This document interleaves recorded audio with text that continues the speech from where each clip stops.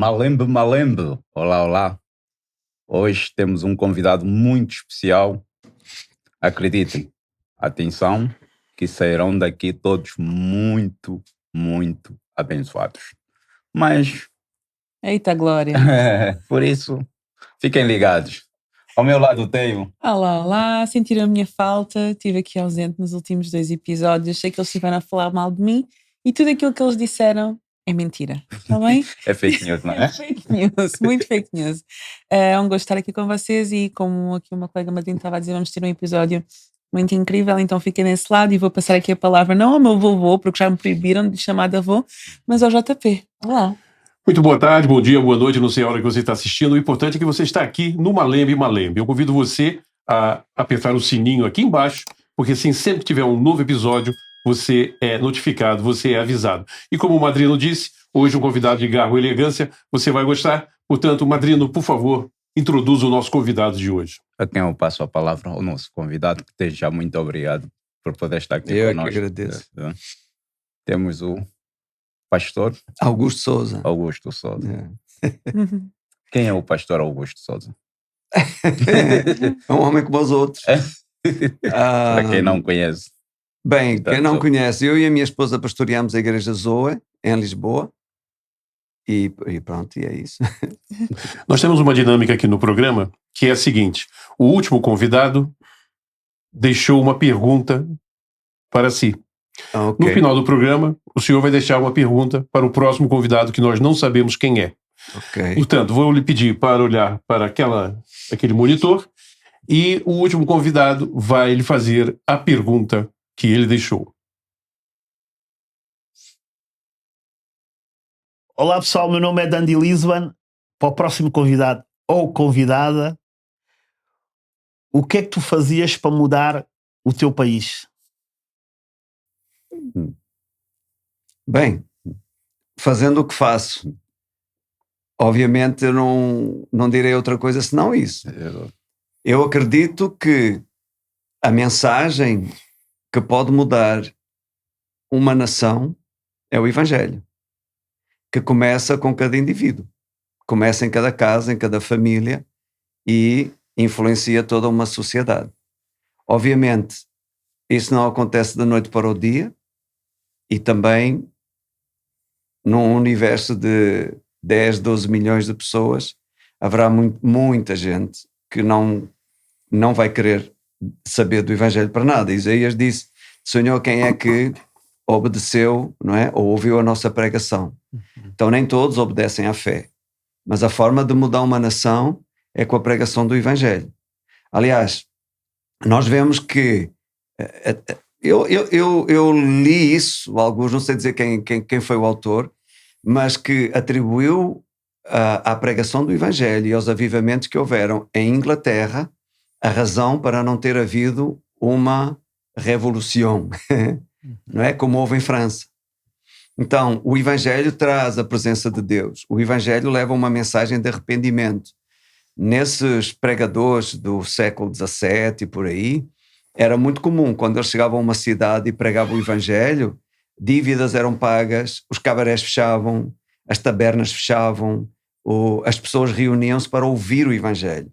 E nos dias que se seguiram a esses eventos, a cidade era completamente diferente, não havia crime, não se registavam queixas na esquadra de polícia. Ou seja, a pregação do Evangelho trouxe uma mudança ao coração das pessoas. Esta é a diferença entre o Evangelho e religião. Não é? A pregação do Evangelho não é uma mensagem religiosa. Muitas pessoas associam uma coisa com a outra, põem religião e põem Deus tudo dentro do mesmo cartucho. Deus não é religioso. Deus ama a todos da mesma forma. A discriminação somos nós que a fazemos, não é Deus. Jesus disse, não é? Deus amou o mundo de tal maneira que amou o mundo.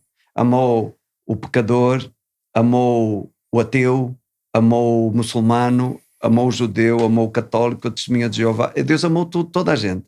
Para Deus, as pessoas não têm rótulos, não é? São seres humanos e Jesus deu a vida por todos eles. Agora, evidentemente que é a pregação do Evangelho que traz ao conhecimento das pessoas a obra consumada de Jesus. E está estabelecido que todo aquele que nele crê não perece, mas tem a vida eterna. Então, a meu ver, há muitas definições e todas são válidas, mas religião é religar, não é? Religar o homem a Deus. Só o facto de assumir a religação ou a necessidade de religar já se assume como desligado. E é o que a religião faz. A religião não tem o poder de transformar a vida de ninguém. Porque religião são caminhos feitos pelos homens para chegar a Deus, ou tentar chegar a Deus. Por isso há um monte de religiões, porque cada homem, no seu tempo, na sua cultura, no seu espaço, quis chegar a Deus à sua maneira, como ainda nós ouvimos hoje. É muito comum a pessoa dizer assim, eu acredito em Deus à minha maneira, eu sirvo a Deus à minha maneira. Tá, ok. Mas se Deus é Deus, qual é a maneira dele? E é válido desta maneira? Se fosse Jesus, não tinha vindo à Terra fazer nada. Certo? Jesus disse, eu sou o caminho, a verdade e a vida. Ninguém vem ao Pai senão por mim. Ele está a falar para judeus que estão a ouvi-lo.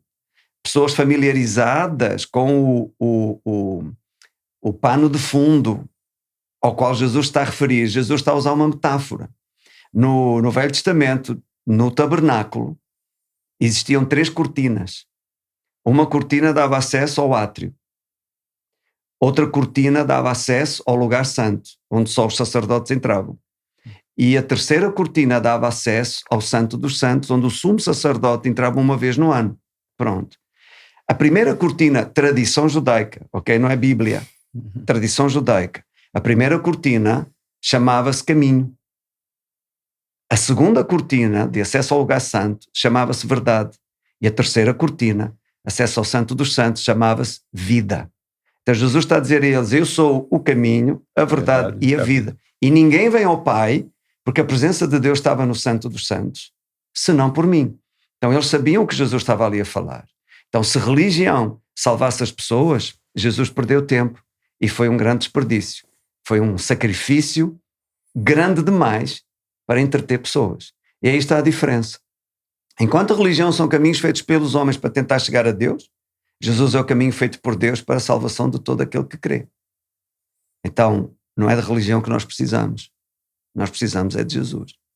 Agora, quando pautamos religião, nós pensamos, não é, em outras confissões religiosas. Mas muitas vezes dentro da igreja evangélica também há religião. Religião é tornar comum o que não é comum. Religião é fabricar algo que só Deus, ou cabe a Deus fazer. Então, quando substituímos o mover do Espírito Santo por rituais ou por outra coisa qualquer, isso é religião. Quando vamos à igreja só para picar o cartão, picar o ponto, isso é religião. Porquê? Porque vamos desprovidos de sentido. Porquê eu vou à igreja? O que é que eu estou a fazer? Porque eu creio em Deus. Creio nele para ser uma muleta quando as coisas não vão bem? Creio em Deus porque me interessa para receber as bênçãos? Ou creio em Deus mesmo quando a tempestade cai? Quando os problemas aparecem? Que crente sou eu? Então, se eu sou o crente do domingo e dos dias bons, da primavera e os passarinhos a cantar na minha janela, eu não sou crente de coisa nenhuma, sou um religioso. Aderi a um clube religioso, talvez até troquei 6 por meia dúzia. Só mudou o rótulo. A atitude lá dentro continua a ser a mesma. Então, para mudar uma nação, a pregação do Evangelho precisa ser, ou melhor, o Evangelho precisa ser anunciado, porque só Deus pode entrar no coração do homem e mudar aquilo que religião alguma pode fazer. Então, repito, o que eu faria para transformar uma nação? Pregar o Evangelho. Agora, podem perguntar, então porquê é que não faz isso? Bem, eu estou a fazer a nível local, já fiz por muita parte do mundo, mas tem outra coisa aqui pendente que é o seguinte, ninguém se envia a si mesmo, ninguém se unge a si mesmo, ninguém se chama a si mesmo. É um chamado divino. Ser pastor não é um emprego. Que algumas pessoas dizem assim, não gostava de trabalhar, foi abrir uma igreja. É o negócio do momento. Uma pessoa que fala assim não tem a mínima noção do que realmente é. Mas já lhe disseram isso diretamente? Não, diretamente não me disseram. Uma vez na escola, a minha filha, a professora perguntou, o que é que os vossos pais fazem? Né? Então uns, pronto, e escreviam a profissão dos pais. E a minha filha disse, o meu pai não faz nada, o meu pai é pastor. Inocente. Mas eu li uma vez uma estatística, e isto veio dos Estados Unidos, e portanto é igual para o mundo inteiro, que pastor é das profissões, enquadrou dentro das profissões, das 10 profissões de maior risco. Porque um pastor é um psicólogo, é um psiquiatra, que é o médico da alma. Um pastor carrega muitas vezes as pessoas nas costas, por assim dizer, os problemas das pessoas, que na verdade nem tem de o fazer. A minha esposa quase entrou numa depressão por causa dessa situação assim, porque aconselhamos muitas pessoas com os mais variados problemas, e até aconselhar e a pessoa fazer é um alívio. Temos o sentimento de missão cumprida e que ajudamos alguém. Agora, o que pesa é aconselhar a pessoa e ela não fazer, depois de um tempo volta com o problema, e às vezes o pastor é que disse, e eu não disse nada daquilo, foi o oposto, mas não lhe agradou a resposta que a pessoa ouviu, não é? Então não vai e não faz, e depois tem problemas, continuam, crescem. Isso é o que pesa. Então,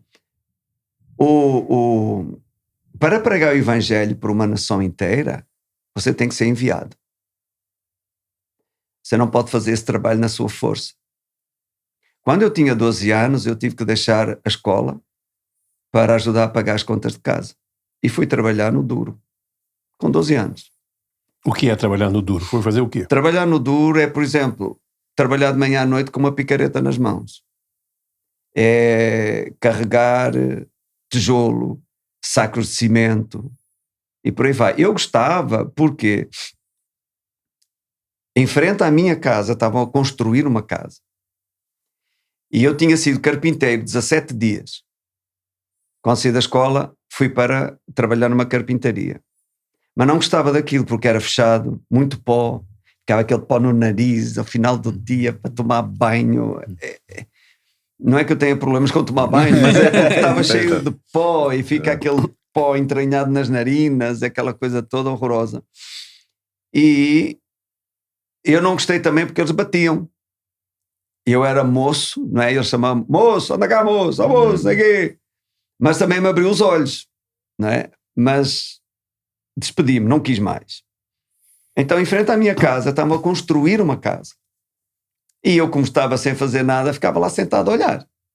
Eles cantavam, assobiavam, contavam piadas, e era ao ar livre. Então eu disse à minha mãe, olha, eu acho que eu quero trabalhar para ali. Tá quieto, rapaz, aquilo é muito duro, não sei o quê. Não, eu gosto daquilo. Tu é que sabes. Então eu atravessei a rua e fui lá ter com o patrão e disse, olha, vocês têm trabalho para mim? Ele olhou para mim, queres trabalhar, rapaz? Claro que eu quero trabalhar. Quando é que queres começar? Pode ser hoje. É só ir vestir uma roupa velha, pode ser agora. Está bem, depois do almoço. Pronto. Comecei a trabalhar ali até largar tudo e ir para o seminário. Quando fui para o seminário já trabalhava por minha conta. Então, tive que me fazer homem assim, muito rápido, não é? E converti-me com os 15 anos e com 16 larguei tudo, fui para o seminário porque tinha um chamado.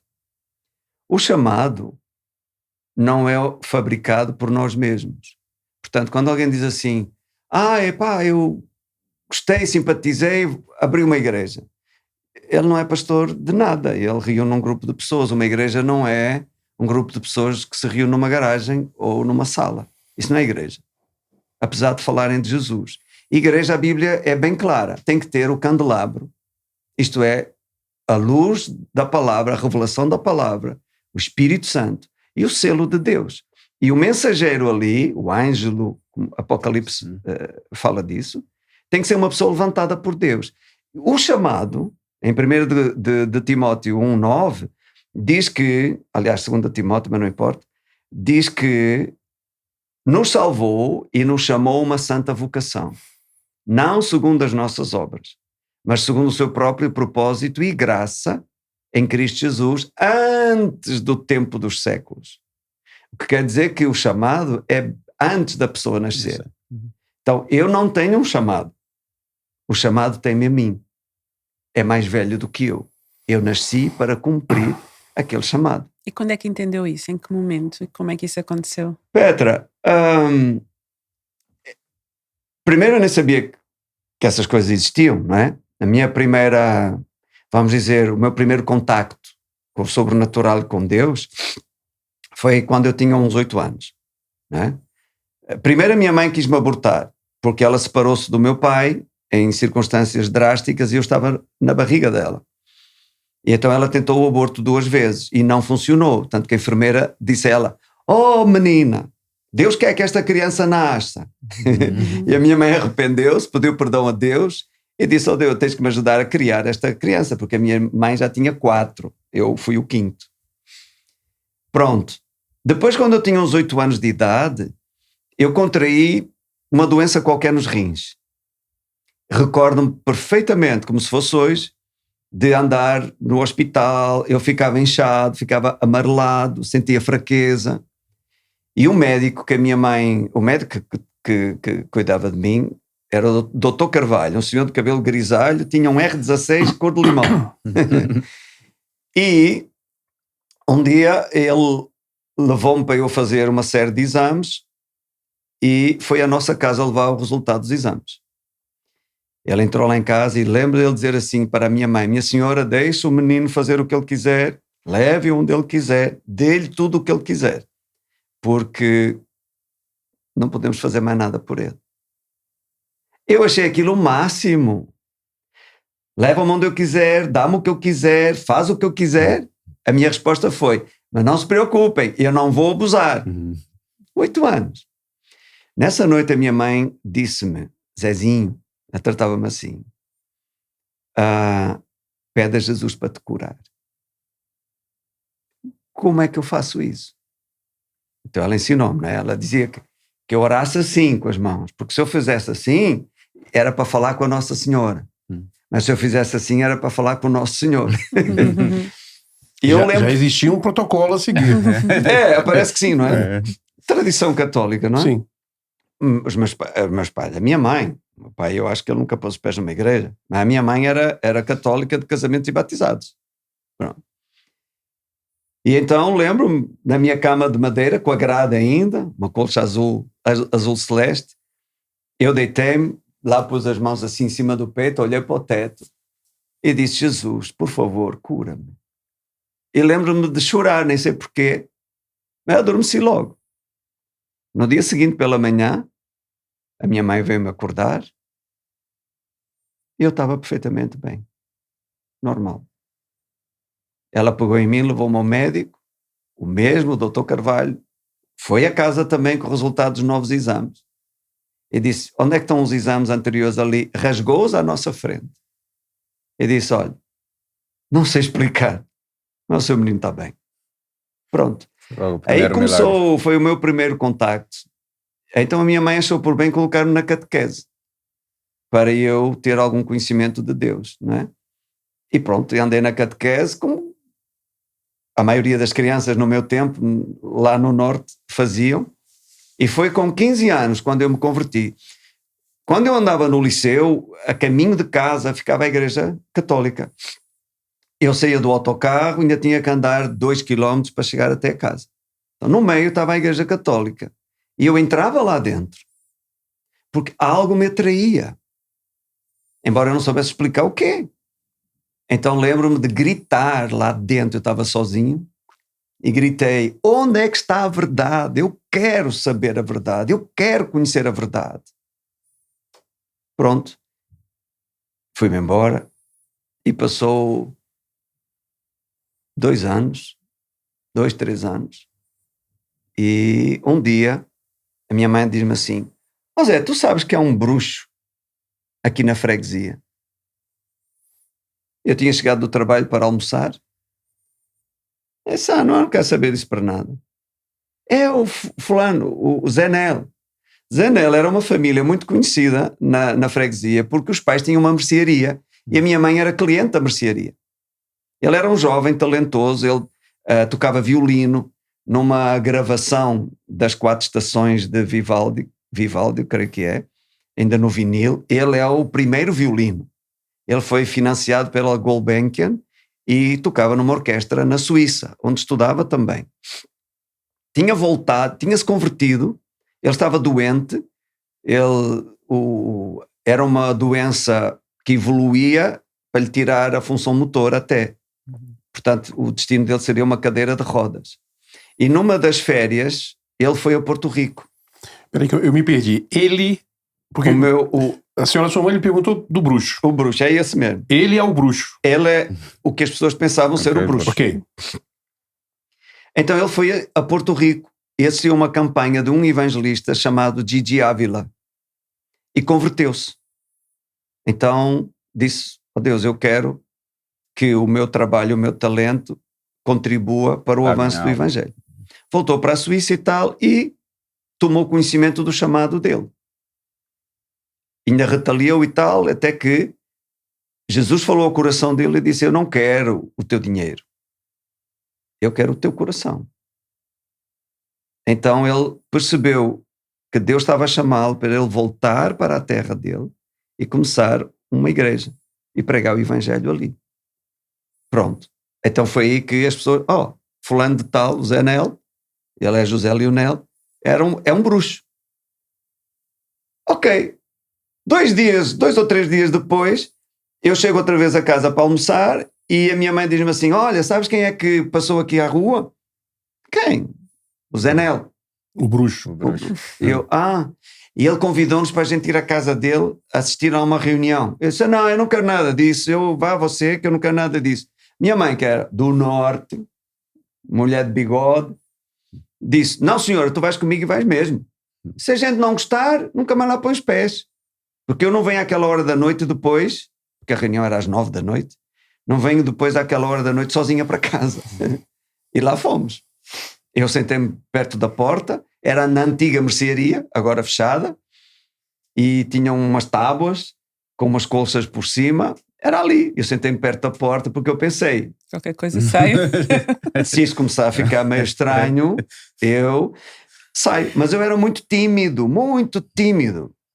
E nessa altura o senhor estava no seminário? Ainda não. Ainda não. Eu ia me converter nessa noite.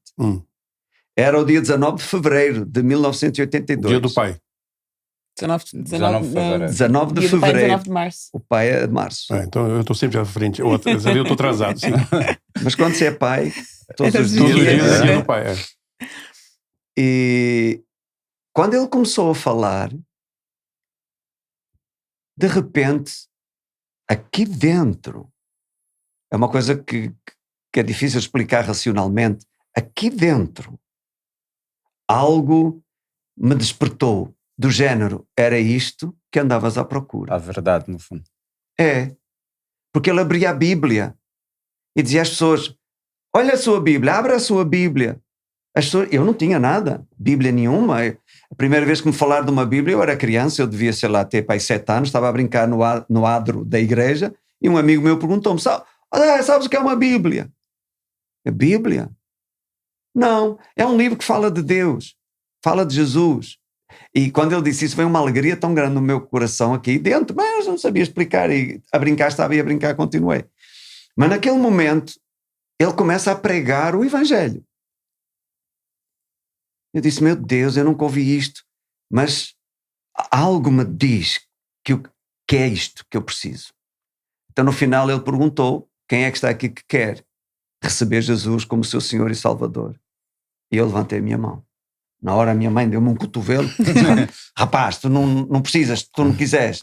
Eu estava assim, eu olhei por lá e disse: mas eu quero. Pronto. Desde aí nunca mais faltei a nenhuma reunião. Houve perseguição no meu trabalho, críticas, sabe? Faziam piadas, essa coisa toda, mas nunca me importou isso. Até que numa vigília, dentro de mim, ouvi isto: deixa tudo. Nessa altura eu estava a trabalhar por minha conta. Em per capita ganhava mais que o meu pai já. Deixa tudo, eu farei de ti um pescador de homens.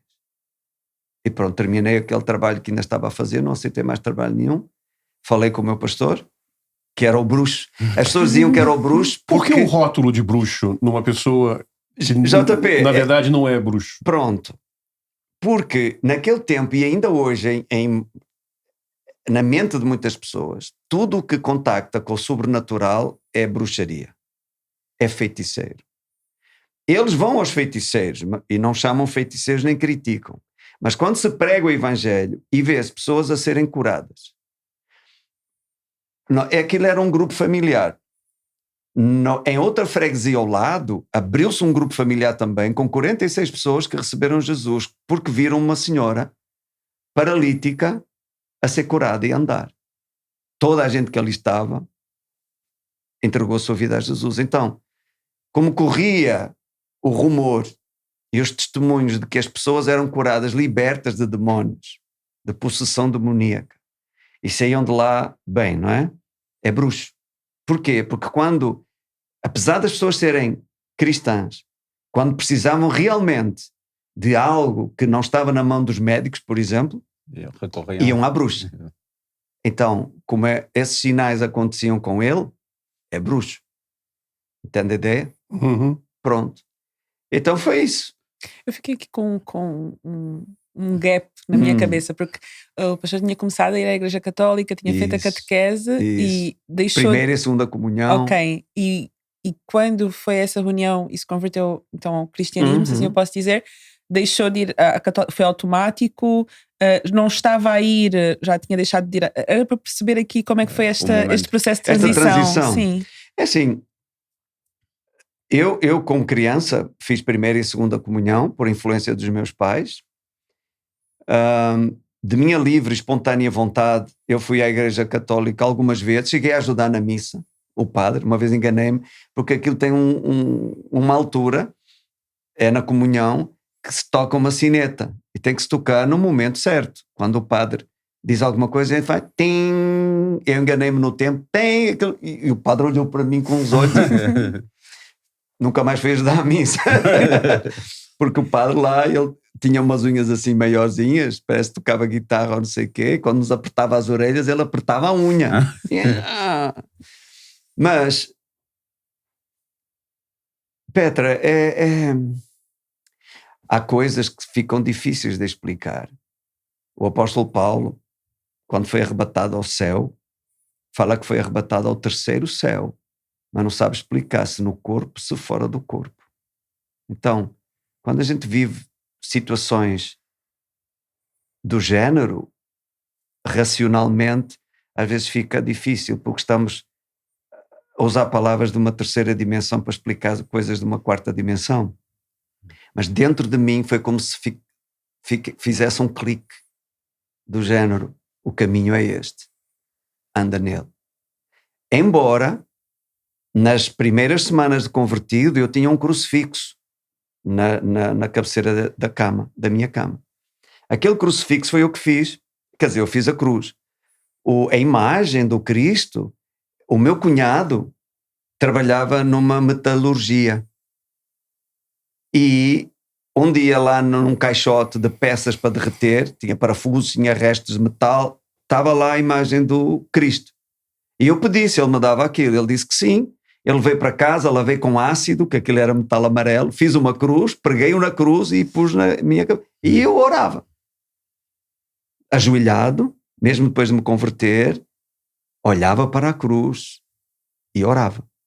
Até que um dia eu vi na Bíblia que Deus abomina essas coisas e que a cruz está vazia. Então ganhei coragem e deitei aquilo fora. E foi na mesma altura também. Eu fui uma vez, ia para a igreja para orar, Igreja Católica da freguesia. Andei o quilómetro lá, quando pisei no tapete à porta da igreja, uma voz dentro de mim disse, que vieste aqui fazer? Eu parei, eu sabia que aquilo não era fabricado pela minha mente, fiquei a falar comigo mesmo, por assim dizer, eu vim orar aqui porque é um lugar onde eu posso estar sossegado. E a mesma voz diz, não entres aí. Então dei meia volta e fui-me embora. Pronto, e a partir daí, se me disser nunca mais entrou numa igreja católica, entrei por um casamento, funeral também, por respeito às pessoas. Então, Eu não tenho aversão, porque em todo caso, querendo ou não, mal ou bem, foi a Igreja Católica que me trouxe o conhecimento de Deus, a mim e a milhões de pessoas ao redor do mundo. Graças a Deus por isso. Mas quando nós conhecemos a Bíblia e vemos as discrepâncias e até coisas mais sérias, a gente percebe que não é o caminho a seguir. Então, foi por aí. Ok. Pastor, agora vamos fazer aqui uma viagem. Estamos dos Bruxos em Lisboa, em Portugal, propriamente no Porto, né? Que é onde começou, Sim. no Porto. E em que momento entra o chamado para ir para Angola?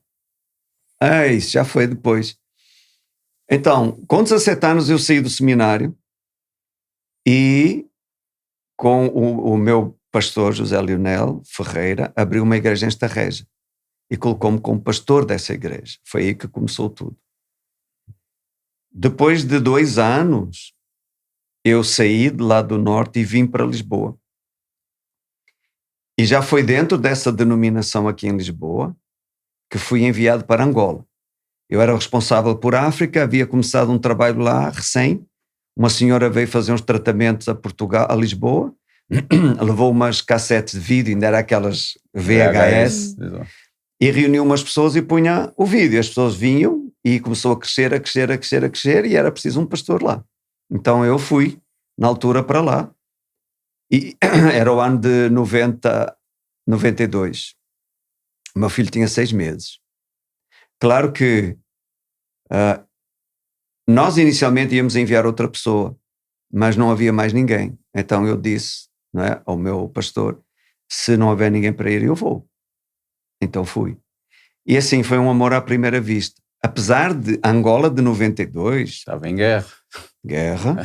Eu estava lá dia 30 de outubro, às 11h30 da manhã, sábado, começou a guerra em Luanda. E não era Angola, nem a Luanda, que foi uns bons anos mais tarde, onde houve uma explosão de prosperidade e etc. Não é? Nesse tempo, ninguém tinha chamado para ir para Angola.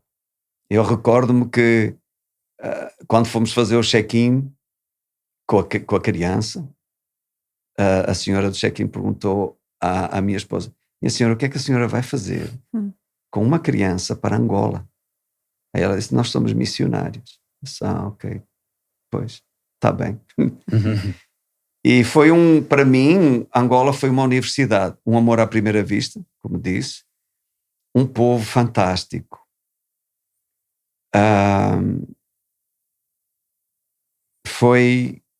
Deixou marcas em mim e também neles, por tudo o que nós vivemos, sabe? Quando você vive situações muito difíceis com outras pessoas, existe um elo que os une muito forte, às vezes para a vida. Daí, como na tropa, o pessoal tem um jantar todos os anos da tropa, porque ficou aquela família, aquela ligação, não é? E como nós ali, por tudo o que aconteceu, quando saí de lá a igreja tinha 12.000 pessoas, foi um boom. Passei por muita perseguição, muitas tribulações, uma vez ia sendo preso lá. E aí é que se nota, quando a pessoa faz porque ela gosta, porque ela quer, por motivos egoístas ou até de vaidade, ou enfim, ou quando ela é chamada e abre mão da sua vontade para fazer a vontade de Deus, o que foi o caso. Então, lá em Angola, para você ter uma ideia, uma vez eu recebi uma intimação do secretário de Estado da Justiça para me apresentar a ele num dia determinado.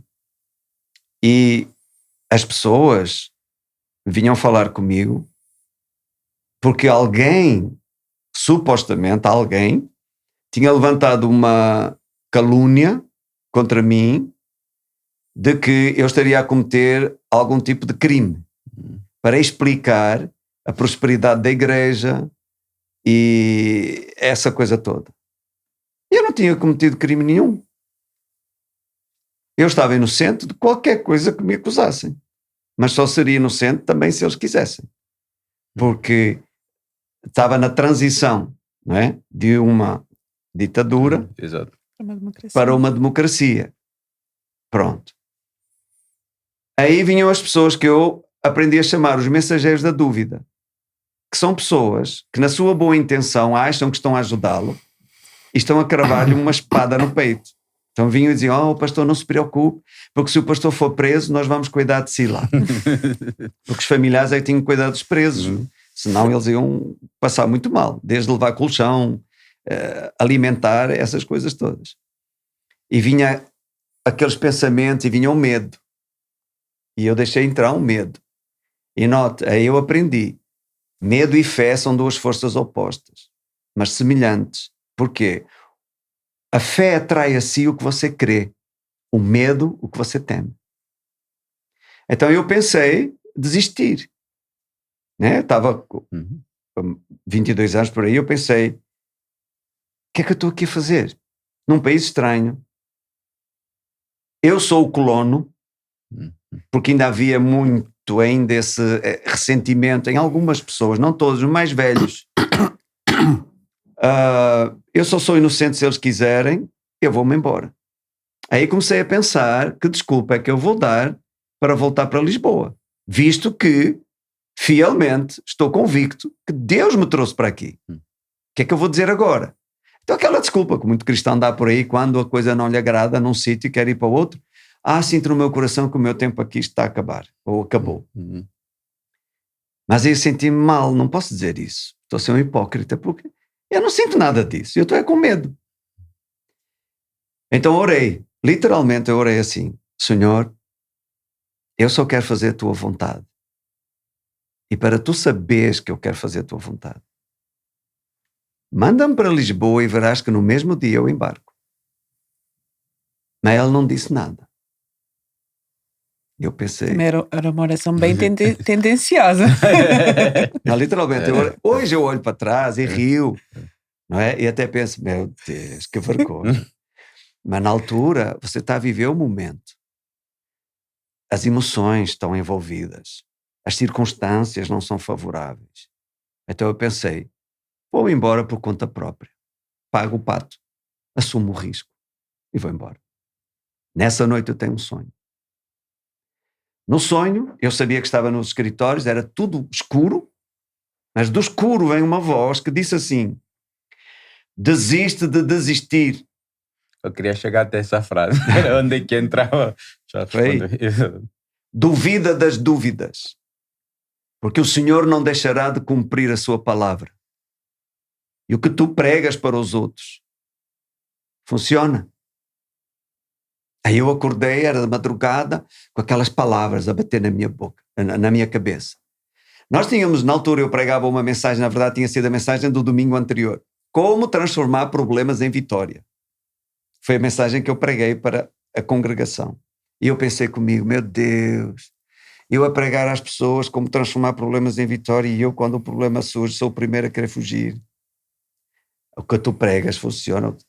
Então o que é que eu fiz? Nos dias que faltavam, fechei-me no gabinete várias vezes ao dia, na verdade foram 3 vezes ao dia, abria a Bíblia em Mateus 14, quando Pedro andou sobre as águas para ir ter com Jesus. Aí eu olhava, levantava a Bíblia, Senhor Jesus, eu estou a olhar para ti, eu estou a olhar para este Jesus que andou sobre as águas, eu estou a olhar para este Jesus que disse não temas porque eu sou contigo para te livrar. Senhor, enquanto Pedro olhou para ti, ele andou sobre o impossível. Enquanto ele te deu atenção a ti, ele andou sobre as águas. Ele só se afundou quando ele deu atenção às circunstâncias. Então eu recuso-me a dar atenção ao barulho do vento, à força do mar, recuso-me a dar atenção a estas circunstâncias que me assaltaram. Os meus olhos estão postos em ti. Pronto, era isto que eu fazia. Chegou o dia, vesti o meu melhor fato que eu tinha. Sabe quando aconteceu-me isso uma vez com frio? Eu estive uma vez, fui ministrar numa igreja, estava tanto frio, que eu acho que faziam gelados debaixo do púlpito. A rótula tremia, mas você não consegue controlar. Só se contrair a perna, aquilo para. Mas depois relaxa e a rótula treme. Era do frio, mas ali era do nervoso. Mas dentro de mim, no meu espírito, eu tinha paz. A entrevista durou 1h30. Ele fez perguntas de tudo e mais alguma coisa, até que eu já tão saturado, eu disse, Senhor Secretário de Estado, olhe nos meus olhos. Eu estou aqui em Angola para pregar o Evangelho do nosso Senhor e Salvador Jesus Cristo. Eu não estou aqui em Angola para violar as leis do país. Eu ensino, na verdade, na igreja, que o povo deve honrar as autoridades e obedecer às leis civis do país. Ele disse, está bem, pode-se ir embora, mas não saia de Luanda. Ok. Quando cheguei aos escritórios, estava um grupo de 50 pessoas, fizeram uma festa. O pastor não foi preso, aleluia! E eu pensei, ufa, já me livrei desta. 3 dias depois, vem outra intimação com o vice-ministro do interior, que aliás faleceu há poucas semanas. Nós chamávamos ele de o Nandó, das pessoas mais chegadas, e já vão saber porquê depois disso. E ele era o vice do interior, e assim, na altura também chamava-me Zedu, que era o senhor presidente José Eduardo dos Santos, também falecido já, como vocês sabem. Aí o medo veio outra vez, porque veio o pensamento, este é o que comanda a polícia toda. Mas eu já tinha uma revelação. Fechei-me no gabinete outra vez com a palavra. Senhor Jesus, eu estou a olhar para ti. A tua palavra diz, todo aquele que nele crê não será confundido. Na verdade, isso estava-me a preparar para aprender a confiar em Deus e saber que Deus não deixará de cumprir a sua palavra. Entendeu? É a diferença entre fé e religiosidade. E, de certa forma, dominar as suas emoções, porque o medo tem que ser dominado. Pronto, exatamente. Agora veja, coragem não é ausência de medo. A coragem é fazer o que tem a fazer, mesmo sentindo medo. Sim. Quando na própria passagem de Mateus 14, quando eles veem Jesus, gritaram com medo. É um fantasma. E Jesus disse logo, sou eu, não temais. A palavra não temais não quer dizer não sintas medo, porque todos sentimos medo, de uma coisa ou de outra, de uma forma ou outra. A palavra não temais significa não deixem que o medo que vocês sentem vos domine. Não, ou melhor, não sejam dominados por esse medo. E está tudo bem. Pronto. Então, fechei-me com Mateus 14. E aí foi mais ousado. Aí comecei a declarar. Pois vamos ficar melhores ainda. Vou ficar mais respeitado ainda. A igreja vai ficar maior ainda. Mais próspera ainda. Pronto. Chegou o dia. Mesma coisa. O joelho tremia. Mandaram-me sentar lá numa mesa. Era uma mesa enorme. Metade desta sala só de largura e talvez 2 vezes esta sala, bem grande. Sentei-me no meio, aí ele entrou, eu fiquei em pé, ele senta-se à minha frente, põe as mãos assim em cima da mesa, olhou para mim, a garganta seca de nervoso, e disse-me, então diga-me lá. E ficou à espera. E eu, mas digo, o que é, Sr. Ministro? Foi o senhor que mandou chamar. Aí ele disse, eu não sou ministro, eu sou vice-ministro. Eu disse, para mim é a mesma coisa. Mas o senhor mandou-me chamar aqui, o que é que o senhor quer que eu lhe diga? E ele disse, eu quero que você me diga o que é que prega na sua igreja. Eu fiquei assim meio perplexo, não é? Então veio uma vontade, parece que estava em casa já. Eu disse, eu prego, senhor ministro, que Deus amou o senhor ministro de tal maneira que deu o seu filho unigênito para que o senhor não pereça, mas tenha a vida eterna. Preguei o evangelho para ele, o plano da salvação, em meia hora. Depois ele deu por terminada a entrevista, não me obrigou a ficar em Luanda, mas 15 dias depois voltou-me a chamar e isso tornou-se uma rotina.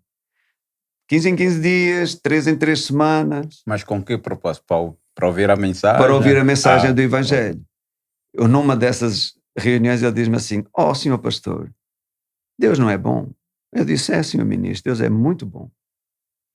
Por que é que ele não mata o Savimbi?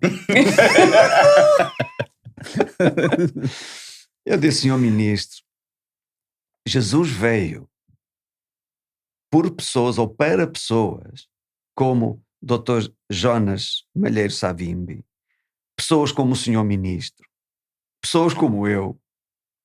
Ele não veio chamar os justos, ele veio chamar os pecadores. Além disso, Jesus ama tanto o Dr. Jonas Savimbi como ama o senhor ministro e como ama a mim também. E ele nem ficou ofendido disso. Pois é, não é? Fazer o quê, não é? A partir daí, Deus nos deu graça. Todo esse quadro negro foi revertido para o bem. Deus nos deu graça diante das autoridades. O Presidente da República, na altura, recebeu-me 2 vezes, a Primeira-Dama recebeu-me umas 3 vezes, ministros começaram-se a converter, generais começaram-se a converter. Nós tínhamos uma igreja no Sumbe, 400 quilómetros a sul de Luanda. Quando eu ia lá para visitar a igreja e tal, o comandante militar a gente chamava-lhe o Zé Grande, ele era grande mesmo, era o general da região militar do Kwanza Sul.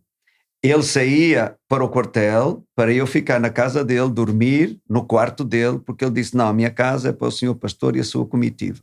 E ele saía para ir para o quartel. Quando o embaixador angolano para as Nações Unidas, quando foi, não é?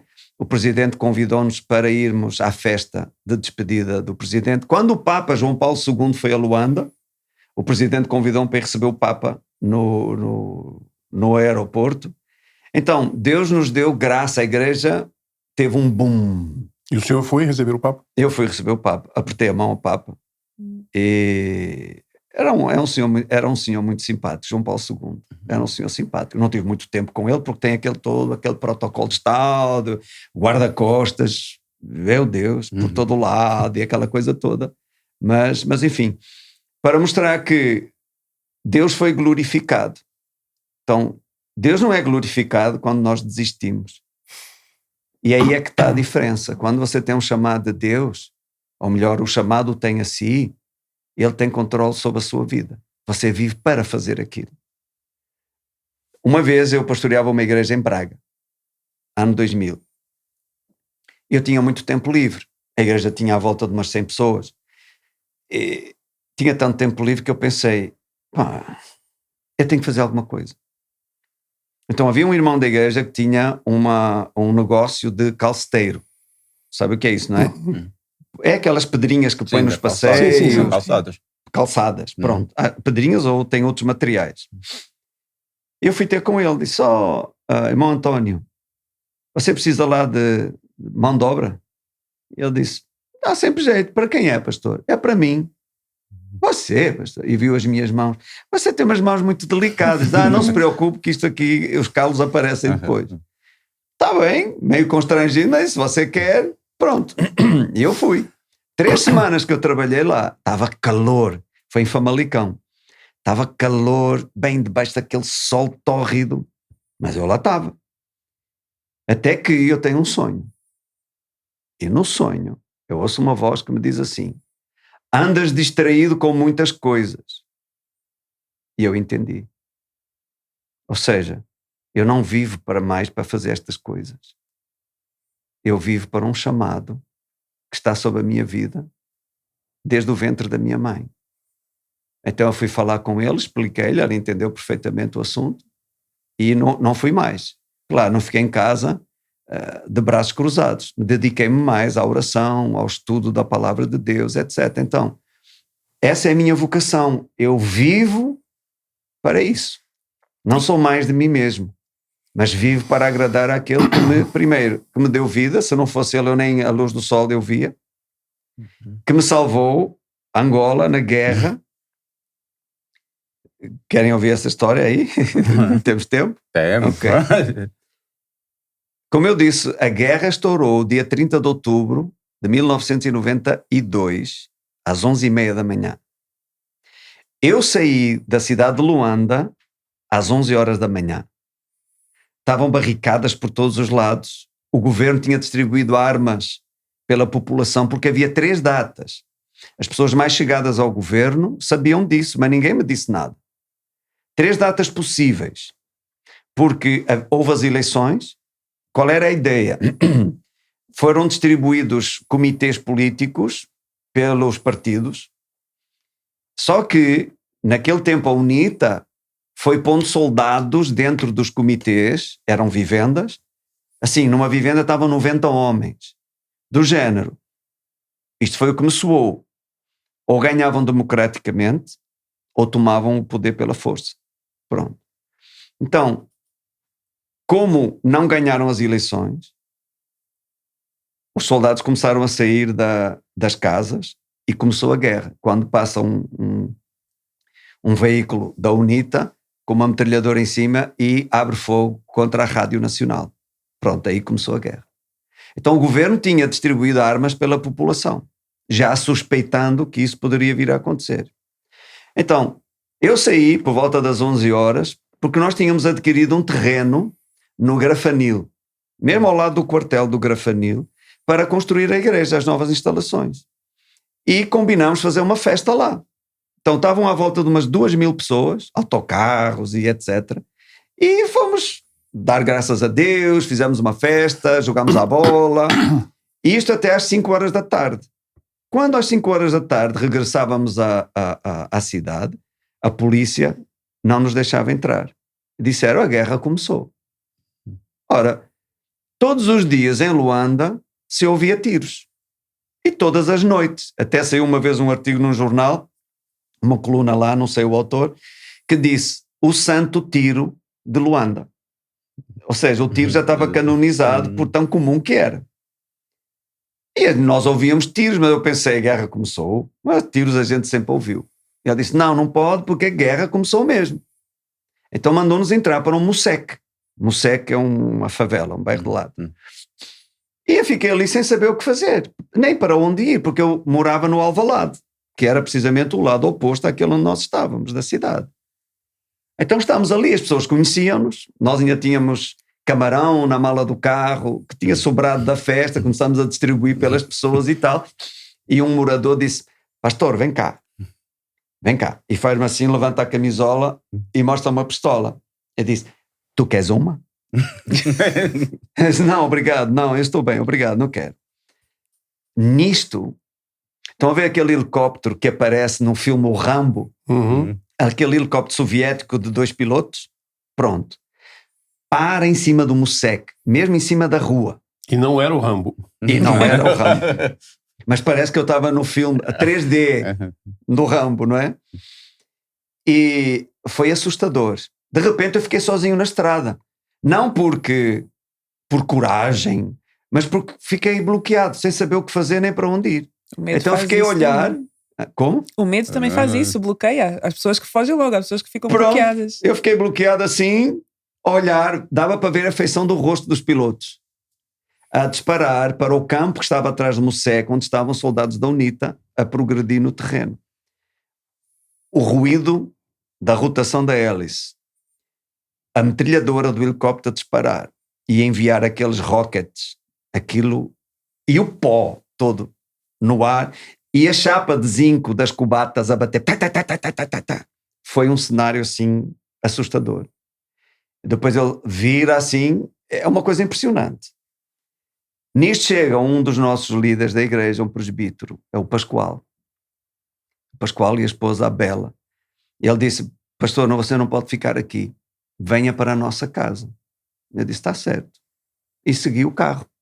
No meu carro ia eu, a minha esposa e um casal atrás. As pessoas viam-nos andar, não é? E ia dizer assim, vão-vos matar, vão-vos matar. E eu, por brincadeira, dizia, matar o quê? Eu não tenho tempo para morrer.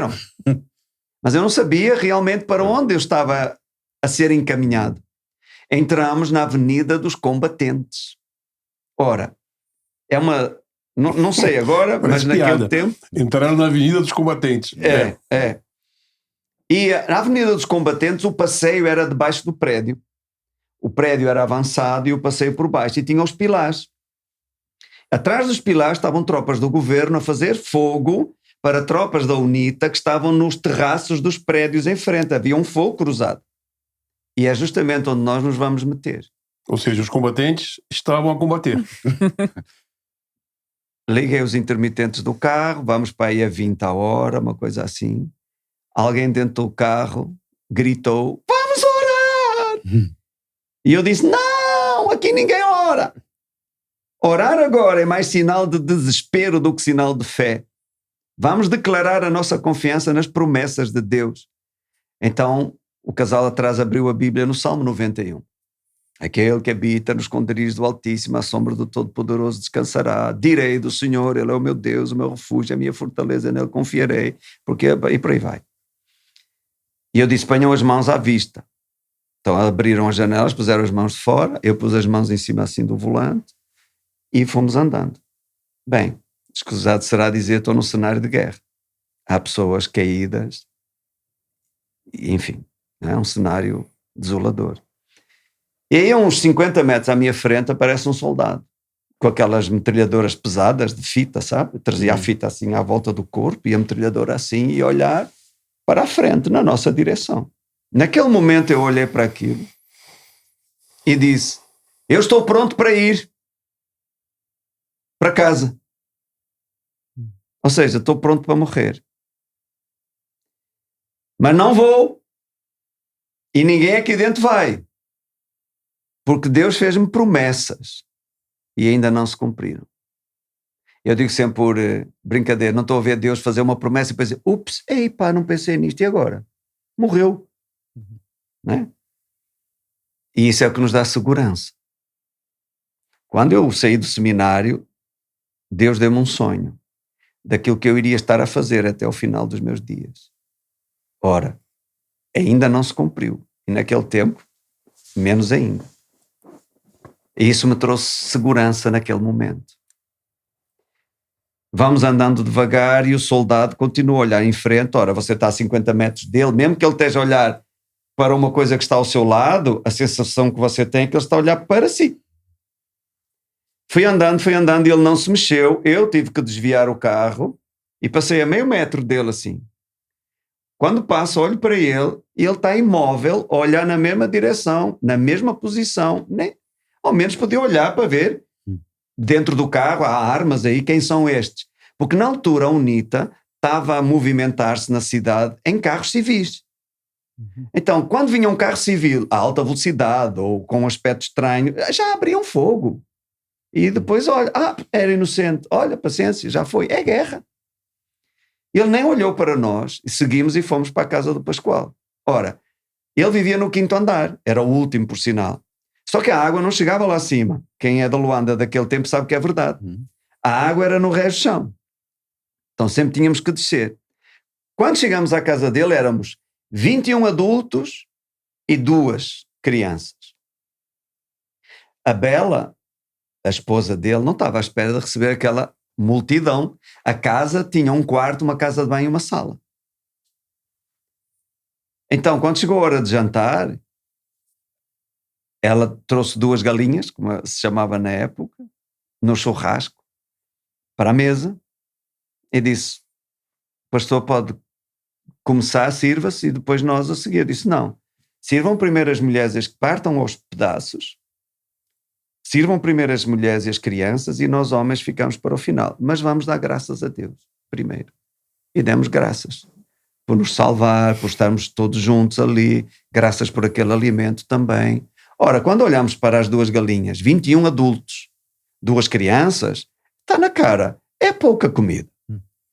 Mas pronto, começamos a comer. Não passou 5 minutos. Todos começamos a olhar uns para os outros com um ar de que, o que é que está a acontecer aqui? Porque comíamos, mas a carne não acabava nos ossos. Havia sempre carne agarrada aos ossos. E comíamos e estava sempre carne agarrada aos ossos. No final contámos o esqueleto estava completo, ainda sobrou, creio que 2 pedaços. A Bela perguntou, alguém quer mais? E nós adultos todos disseram, não, obrigada. Ora, nós adultos, se vemos que há pouca comida, a gente até diz, não, já estou satisfeito. Mas as crianças não, se as crianças têm fome, quero. E nem as crianças quiseram, estávamos todos saciados. E ainda sobrou. Então nós vimos, espera aí, Deus está aqui, Deus está connosco. Literalmente o milagre dos 5 peixes e 2 peixes. Foi a primeira vez que eu vi isso ao vivo assim, não foi nada planeado, foi a circunstância em que nos encontrávamos e constatamos aquele facto. Pronto. Depois tocou o telefone na vizinha do lado, até hoje não sei como descobriram que eu estava ali, mas palavra por palavra acabaram lá. Era de Lisboa, a informarem-me que os paraquedistas estavam em Luanda, o governo tinha enviado uma tropa paraquedista, que estavam a transportar os portugueses da embaixada de Portugal para o aeroporto. E perguntaram-me se eu queria ir também. Aí eu disse a eles, eu não posso ir. Eu não posso. Como é que pastor sou eu? Que estou aqui para receber os dízimos e as ofertas, e quando tudo está bem, sou o pastor. Quando a guerra cai, eu sou o primeiro a ir embora e abandonar as ovelhas? Eu não posso. Eu disse a eles, olha, vivi com eles. Se for para morrer com eles, eu morro com eles. Mas não tem como sair. Se eu for embora, a igreja acaba. Mas eu disse, eu vou falar com os nossos copastores, com o grupo lá, se eles quiserem ir, a gente fará de tudo para eles poderem ir. E eu disse a eles, olha, eu não posso ir, por essa razão. Mas se vocês quiserem ir, aqui ninguém está a querer ser super-homem, nem ninguém está a dizer que vocês não têm fé, nem nada disso. Fica perfeitamente à vossa vontade. Querem ir, vão, nós vamos ajudar a ir. Eu disse, não, se o pastor fica, nós também ficamos. Então, estou a voltar da resposta do telefonema e nisto dá um estouro, a meio metro atrás de mim na parede. Pô! Eu baixei-me e caiu o projétil no meu pescoço, não é? A queimar, eu sacudi aquilo muito rápido e eu olhei. Era um projétil. Eu fiz serviço militar e fui atirador de primeira. Então eu sei o que é o projétil de uma sniper. Havia um sniper do outro lado. E eu, ao passar na varanda, ele atirou. Por quê? Porque havia uns espertos que foram para o terraço do prédio fazer fogo. E eu estou a passar ali e quase levava com o balásio. Entramos em casa, bem, de repente, eu não sei se vocês já estiveram numa sala onde estão a disparar contra as paredes do lado de fora. Faz o efeito sino. Não. Graças a Deus não mesmo. Então faz o efeito sino dentro. Então a tropa do governo começou a disparar. Ora, os indivíduos estavam no terraço, muitas balas batiam nas paredes, mas muitas mesmo. Tanto que tivemos que pegar na Bela, que ela estava grávida, pusemos-la dentro da banheira, que era de ferro, e toda a gente no chão até aquilo passar. Foi um efeito assim muito forte. Tivemos 3 dias lá. Ao final do 3º dia é que pudemos sair para ir para a nossa casa, ainda com muitas restrições, etc. Então, se a pessoa não tem um chamado dado por Deus, ela não suporta essas coisas. Não suporta as privações, porque ela pensa no seu bem-estar. E o chamado de Deus prepara-nos, molda-nos para virmos a ser o homem ou a mulher que precisamos ser para poder cumprir aquele chamado. Ninguém nasce pronto. Mas ao longo do caminho, Deus vai nos preparando para aquela tarefa. Ora, se o nosso objetivo é o conforto e o bem-estar e, vamos dizer, os benefícios, entre aspas, que está num ministério pode proporcionar, a pessoa não está para sofrer essas coisas, entende? Então, são essas coisas que nos fazem, que nos moldam, que nos transformam. Quando o apóstolo Paulo dizia lá em Gálatas 2:20, vivo não mais eu, mas Cristo vive em mim. E a vida que agora vivo, ele não disse, e esta minha vida, que vivo na carne, vivo na fé do Filho de Deus, que me amou e se entregou a si mesmo por mim. Ele disse, a vida que vivo na carne. Por que ele disse isso? Porque ele tinha consciência de que a vida não era dele. Como eu tenho consciência, a vida que eu vivo na carne não é minha. Foi Deus que me preservou até aqui. No fim de Angola, isto para responder completamente à sua pergunta. 3 semanas antes de eu sair de Angola, porque entretanto passei a igreja para um dos nossos copastores, eu viajei para o Brasil, fazer uma digressão lá. E no avião eu sinto-me indisposto. Então cheguei lá e eu pensei que comi alguma coisa que não me fez bem. Só que aquela indisposição não passava. Na igreja lá do Brasil, São Paulo, tinha um irmão que era médico. Então receitou-me umas vitaminas, muito boas por sinal, senti-me mais fortalecido, mas os sintomas perseveravam. Então, desde o primeiro dia, eu meditava na palavra. E aqui eu descobri uma coisa extraordinária que mudou a minha vida para sempre. A palavra de Deus, a Bíblia não é um livro religioso. A Bíblia é um livro que conta uma história de amor. O amor de Deus pela humanidade. E a vida daqueles que corresponderam a esse amor. Muitas das passagens que lá estão são literais. E já não no sentido de contar factos, mas no sentido que já vou explicar. Os sintomas perseveravam. Muita fraqueza. Tudo o que eu comia deitava fora, até a água.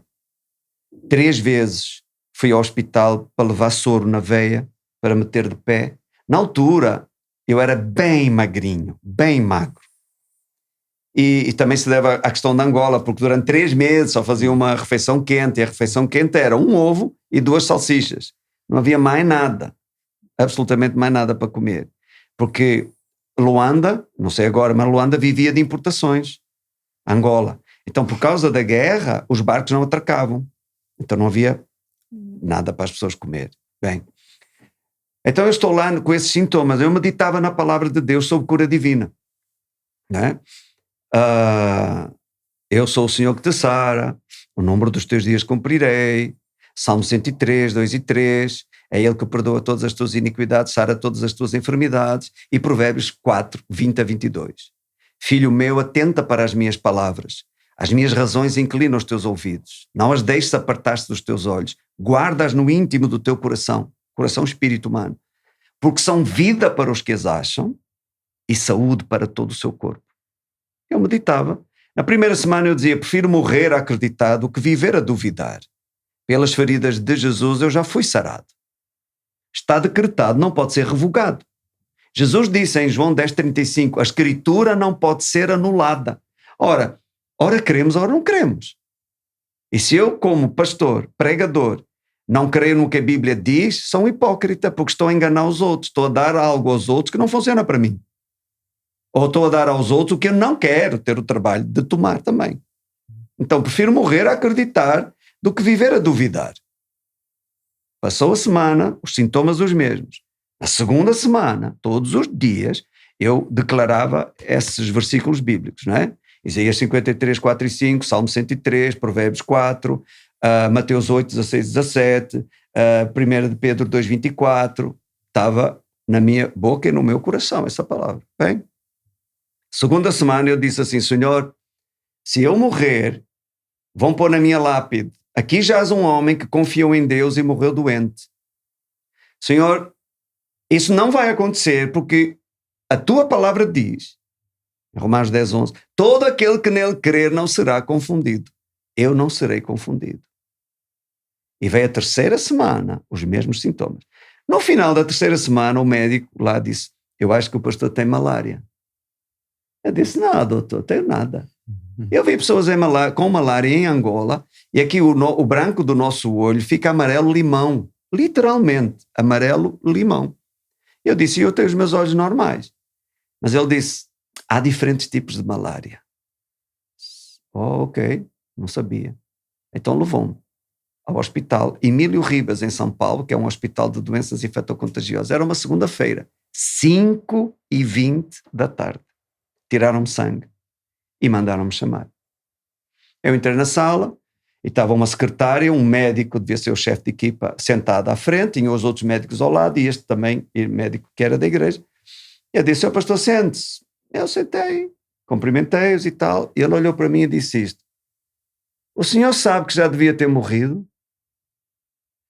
Hoje, por brincadeira, eu digo assim, poxa, já me esqueci de muita coisa. Da chave, disto, daquilo. Mas nunca me tinha esquecido de morrer. Aí ele diz o seguinte, o senhor tem malária cerebral. E o limite são 27 por campo. E o senhor tem 32. No momento, a gente não pensa em nada. Eu nem sabia o que é que isso queria dizer. Mais tarde é que a meditar no assunto dá para tirar algumas conclusões. Então ele disse, nem é normal que o senhor esteja aqui a falar comigo. O senhor já devia estar em coma faz muito tempo. Na verdade, salvaguardou-se, já devia ter morrido. E é verdade porque uns anos mais tarde eu conheci uma moça em Buenos Aires, que ela era missionária na Índia. Ela apanhou o mesmo tipo de malária que eu e numa semana ela entrou em coma. Então, ele disse: o senhor vai ter que ficar internado para tomar quinino e tetraciclina. Quinino é o medicamento que ataca a malária e tetraciclina era para anular os efeitos secundários do quinino. Então, eu sou encaminhado para o meu quarto por uma estagiária espanhola, uma médica, e ela disse-me: você vai ter que estar aqui 45 dias em tratamento, porque não é normal.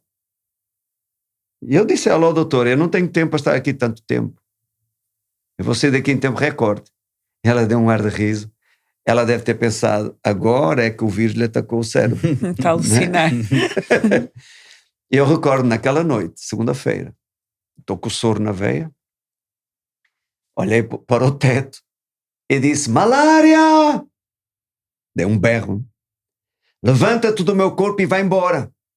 Porque estás... e disse: e não voltes mais, porque está escrito: qualquer que disser a este monte, ergue-te e lança-te no mar, e não duvidar em seu coração, mas crer que se fará aquilo que diz, tudo o que disser-lhe será feito. Romanos 11, 23. Depois dei graças a Deus: obrigado, Pai, a tua palavra é verdadeira, está a operar no meu corpo. E adormeci. Terça pela manhã tiraram-me sangue, porque eles tinham-me dado uma dose de quinino na segunda à noite.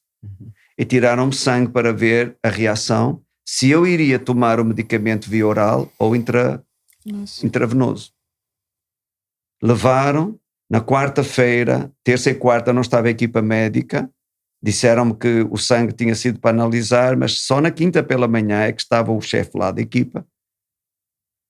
Quinta pela manhã entra a equipa toda dos médicos dentro do quarto. E o médico tinha dito: você já devia ter morrido. Diz-me: senhor pastor, tem quem o venha buscar? Eu disse: doutor, arranja-se no instante. Porquê? Palavras literais. Não sabemos o que aconteceu, mas a malária desapareceu do seu corpo. Por isso o senhor pode tomar um duche e eu já vou assinar os papéis da alta. Quando eu cheguei a casa, onde eu estava hospedado, toda a gente com aquele olhar assim, não é? Meio abatido, meio triste, ninguém queria dizer nada. Disseram-me depois, quando viram que eu estava bem e curado, pensaram que ele me tinha enviado para casa para morrer junto das pessoas amigas. Então, esse foi o chamado de Angola. Angola, eu digo, foi uma universidade, e digo também que toda a pessoa, homem ou mulher, que tem um chamado de Deus, não se chamou ela mesma, tem um chamado de Deus na vida dele, vai ter uma Angola. É aquele tempo em que tudo onde você se podia agarrar e significar alguma segurança foi embora. As pessoas que você poderia confiar ou esperaria que o animassem não estão mais lá. Está você e Deus. Ou você aprende a confiar em Deus, ou desaparece do mapa, como eu costumo dizer.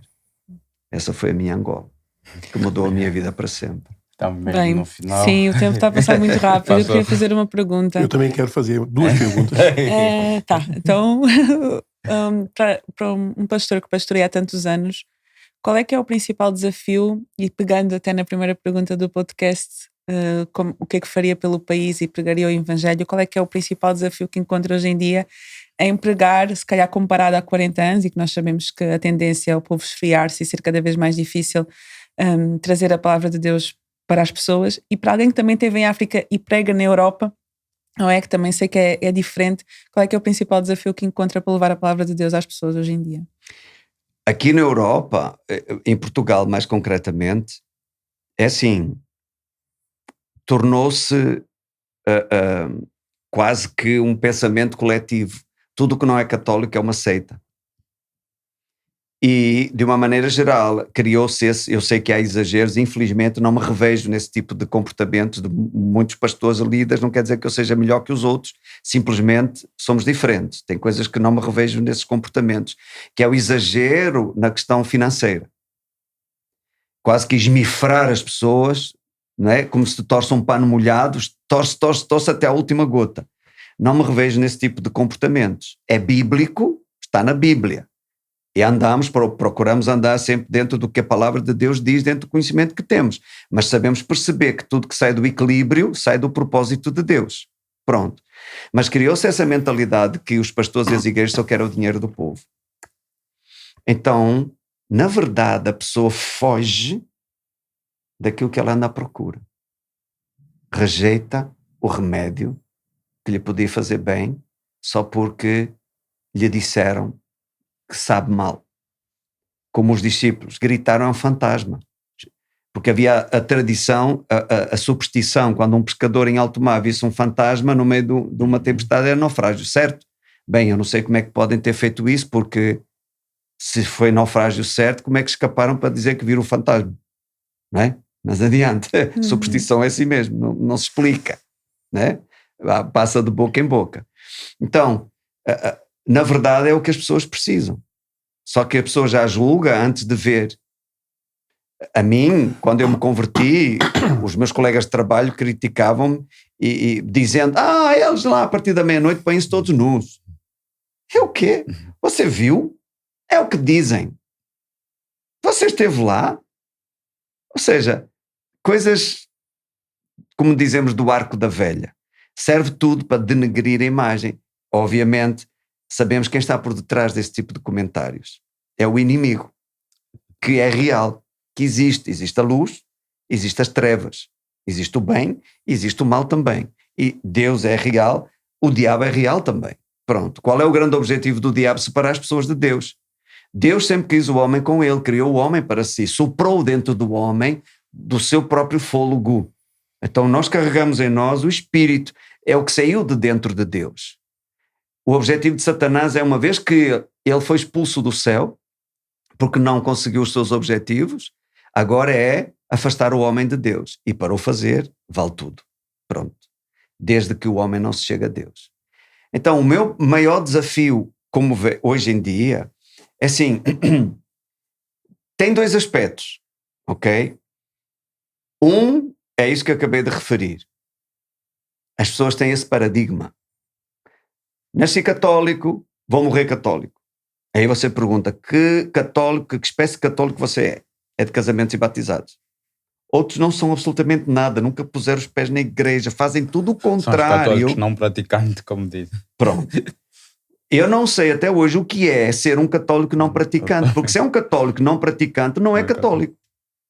Sou marido não praticante. Que raio de marido é isso? Marido não praticante. Não existe isso. Mas é o clichê, é o slogan que a pessoa adotou para si mesmo, para dizer que é uma coisa que na verdade não é. Mas engana-se a si mesmo com isso. Posto isto, o grande desafio que eu encontro é levar as pessoas a praticar o que elas ouvem. Mesmo já sendo crentes, e em muitos casos, por anos. Tanto que eu escrevi um livro, Como Ouvir a Palavra de Deus, para educar as pessoas que não é só sentar e olhar e ouvir um sermão, ou o que quer que seja. A pessoa tem que dar crédito ao que ela ouve.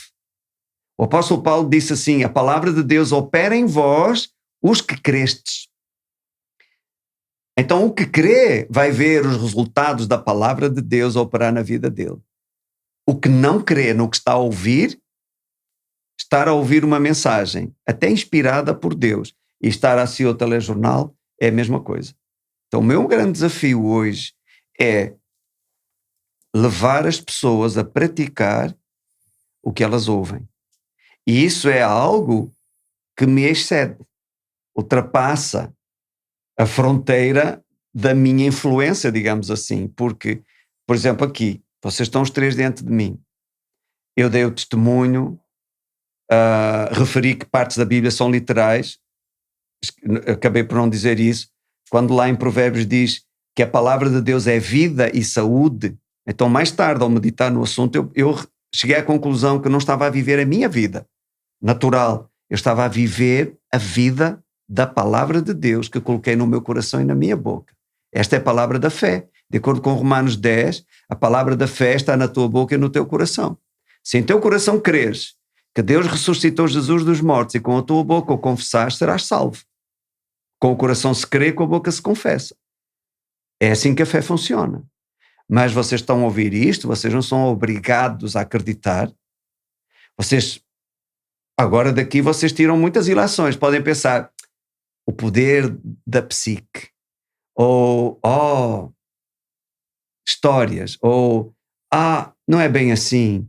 Vocês são livres, eu não tenho controle sobre a vossa fé, ok? A minha função na igreja é dar a palavra de Deus ao povo. E claro, eu tento mostrar a eles, por A mais B, por testemunho e por palavra, de que funciona, se eles colocarem em prática. Não adianta dizer que eu acredito que consigo fazer um bolo com os ingredientes à minha frente e se eu não fizer as misturas, não praticar a receita, não vai sair bolo nenhum. Embora eu tenha capacidade e tenha todos os recursos para o fazer. Então esse é o meu grande desafio. Que as pessoas ouçam a palavra e vivam à luz dessa palavra. Claro, não é a perfeição que eu busco. Eu não sou perfeito. Eu ainda tenho defeitos, coisas que precisam mudar na minha vida para me tornar cada dia mais parecido com Jesus. E as pessoas que estão à minha frente é igual. Não exijo perfeição. Mas eu costumo dizer assim, andemos na luz do evangelho que já temos. Naquilo que já sabemos, não vamos andar para trás. Vamos pôr em prática. E é isso, é a ação que muda as circunstâncias. É a ação sobre a palavra de Deus que vai mudar a nossa vida. Eu digo assim, ninguém pode dizer que é fiel se nunca foi tentado a ser infiel. E às vezes as pessoas confundem porque foi tentado a ser infiel, acha que já é infiel, mesmo não tendo praticado ou caído na tentação. Então você não pode dizer que é fiel se nunca foi tentado a ser infiel. Você só é fiel por falta de oportunidade.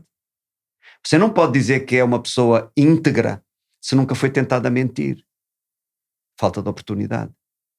É quando nos confrontamos com a situação e a resposta que damos à situação que define quem nós somos. Agora, todos erramos, todos já caímos em muitas tentações.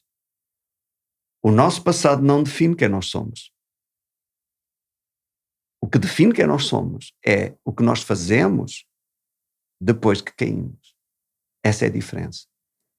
Cair, toda a gente cai. Só Jesus foi tentado em tudo e nunca pecou.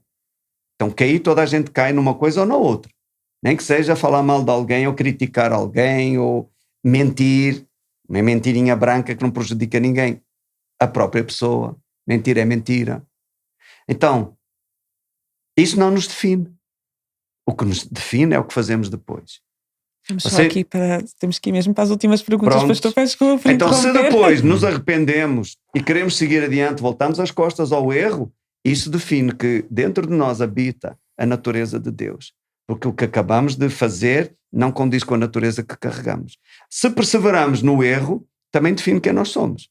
E não podemos carregar a natureza de Deus se vivemos na prática do pecado. Esse é o meu grande desafio. Obrigada, pastor. Eu queria lhe fazer 2 perguntas e pedir-lhe um maior poder de síntese. Com toda a sua vivência, experiência, tudo que passou, é um grande narrador. Conta umas histórias maravilhosas. E não estou assim debochado. Gostei de conhecê-lo e de ouvir. Eu queria que definisse a palavra fanatismo. Bem, haverá muitas. Dicionário tem a sua definição também. E cada pessoa pode definir de uma maneira diferente. Para mim, fanatismo é quando você é militante de uma causa sem saber porquê. Quando você sai do ponto de equilíbrio para defender algo que você próprio nem sabe o que está a fazer. Poderia ser a minha definição. A segunda pergunta.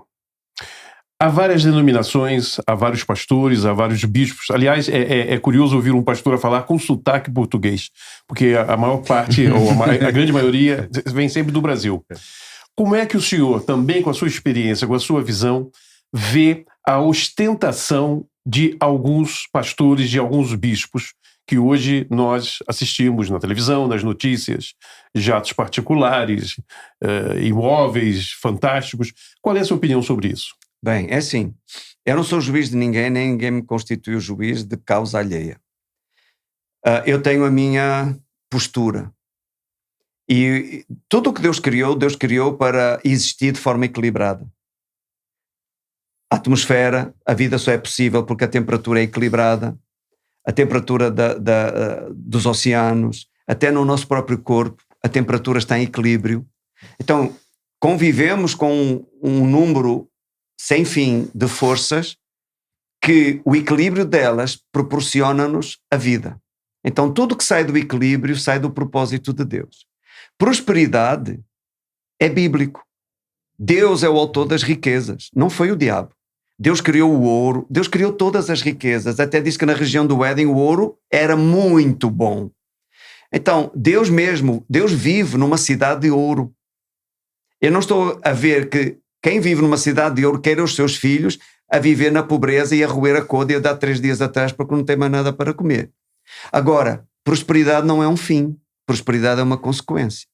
Prosperidade não é um homem ou uma mulher com dinheiro. Prosperidade é um homem ou uma mulher com Deus. Então não é o que você tem, mas quem você tem. Mas o dinheiro nem é bom nem é mau. Alguém diz assim, fulano tal enriqueceu, depois que enriqueceu, não fala a ninguém, parece que tem o rei na barriga. Não foi depois que ele enriqueceu, ele já era assim. Só que não tinha oportunidade de demonstrar o que estava lá dentro. O dinheiro abriu-lhe essa porta. Então o dinheiro só revela o coração das pessoas. Veja, a Bíblia diz no livro de Provérbios que os rendimentos do pecador, do ímpio, levam ao pecado, multiplicam o pecado. Mas o salário do justo aumenta a vida. Ora, um ímpio se enriquece. Você imagina, um homem que tem uma revista pornográfica. A riqueza dele vai aumentar o negócio. Vai publicar mais revistas, vai entrar por outro tipo de negócio dentro da mesma área. Quem tem um casino prospera, vai abrir mais casinos. Quem distribui droga e prospera, vai aumentar a rede. Agora, quem ama a Deus, quem teme a Deus e prospera, vai haver mais igrejas, vai haver mais Bíblias em circulação, vai haver uma ação social mais alargada para poder alcançar mais pessoas e apoiar pessoas nas suas necessidades. Esta é a grande diferença. Agora, posto isto, eu penso que é uma questão de foco. Imagina, eu sou pastor, creio em prosperidade. Graças a Deus, eu sei o que é não ter. Sei o que é ter, fartura, graças a Deus. Mas, se você quer prosperar, não pode prosperar sozinho. A verdadeira prosperidade alcança outras pessoas. E este é o foco. Todas as pessoas, ou na Bíblia, o propósito de Deus fazer prosperar alguém, em 2 Coríntios capítulo 9, diz para toda a beneficência. Ou seja, eu prospero para fazer prosperar outros. Eu, permita-me a expressão, enriqueço para enriquecer a outros. Porque se eu, veja o exemplo geográfico, temos o Mar da Galileia, cheio de vida, e temos o Mar morto. O Mar da Galileia tem vida porque ele recebe do norte o Rio Jordão e dá pelo sul o Rio Jordão. E desagua no Mar Morto. O Mar Morto só recebe. Ele não dá nada. Então, muitos ministros do Evangelho têm a noção de que a riqueza, para eles, o benefício próprio não tem limite. E, a meu ver, eles perderam o foco. Por outro lado, porque Deus nos faz prosperar para o avanço do Evangelho. Não é para eu viver no luxo e as outras pessoas que se amanhem. Essa questão dos jatos. Um jato para mim seria um luxo. Mas um jato para outra pessoa pode ser uma ferramenta. Assim como numa proporção menor, ter um carro, para muitos é uma ferramenta de trabalho. Para o outro seria um luxo. Então, dada a necessidade ou a demanda que neste momento o nosso ministério tem, ter um jato seria um luxo. Mas imagine o seguinte cenário. Imagine que por causa do ministério, para cumprir o meu ministério, eu tenho que viajar pelo mundo para pregar o Evangelho em vários locais e levar pessoas comigo e levar até carga, livros ou ajuda social. Ir pela comercial é um desperdício de dinheiro, porque já está sujeito aos voos, Segundo, imagine que eu levo 10 pessoas comigo, pagar 10 bilhetes para cada pessoa e ainda levo, vamos imaginar, 100 quilos ou 200 quilos de carga entre livros e ajuda social. É uma fortuna incalculável. Ao fim do ano, vamos fazer as contas, pagava o jato e ainda sobrava dinheiro. Além de que, se o meu jato estivesse nos momentos livres, eu podia alugá-lo. E o jato acabava por pagar-se a si mesmo. Então, dependendo do cenário, um jato, para muitos, pode ser luxo. Para outros, pode ser uma ferramenta de trabalho. Agora, de uma maneira geral, o povo tem uma visão medíocre. Temos uma visão entranhada de pobreza. E ficamos muitas vezes com inveja da prosperidade alheia, porque nós pensamos assim, aquilo na minha mão, que eu faria com aquilo? Ou de ouvir alguém, oferta da igreja que demos a alguém foi 10 mil euros. Que desperdício. Mas se fosse para a própria pessoa não seria um desperdício. Ou ela não pensaria assim. Então, é um pouco subjetivo. Entende? Agora, eu reconheço que há exageros. Eu reconheço. E é isso que eu me referi há pouco, não me revejo nesse tipo de comportamentos. Realmente há coisas que não há necessidade. Acho que tudo resume no que o pastor disse, que sim, o equilíbrio. Tudo o que faz do equilíbrio faz do propósito de Deus. Por exemplo, até à data, e digo, é graças a Deus, não tem nada a ver connosco. Até à data, nós já demos 5 carros. O primeiro carro foi a um casal, tinham 2 crianças pequenas. Eles eram fiéis na igreja, no inverno, nunca faltaram. No final da reunião, frio, como esta, imagina uma cesta destas, não é? Frio, com uma criança no colo, outra ainda no carrinho, e eu apanhava o comboio e vi para Sintra, depois ainda apanhava um autocarro, ainda tinham que andar meia hora a pé para chegar a casa. E eu fui orar, Senhor, dá-lhes um carro. Eles precisam do carro. E o Senhor falou ao meu coração e disse, dá-lhes o teu. Eu disse, não, Senhor, não estás a entender. Eu estou a dar um carro, dá-lhes o teu. Aí eu, caramba. Eu aprendi, você não vai orar pela solução do problema de alguém se você não está disposto a fazer parte dela. Disse, ok, eu dou. Fiz a revisão no carro, enchi o tanque, lavei o carro, melhor que eu pude. E cheguei lá, entreguei a chave e eu fui andar de transportes. Eu fui obediente, eu sei que eu fui provado. Mas lembre-se, o que você dá a Deus nunca sai da sua vida. Volta para si multiplicado.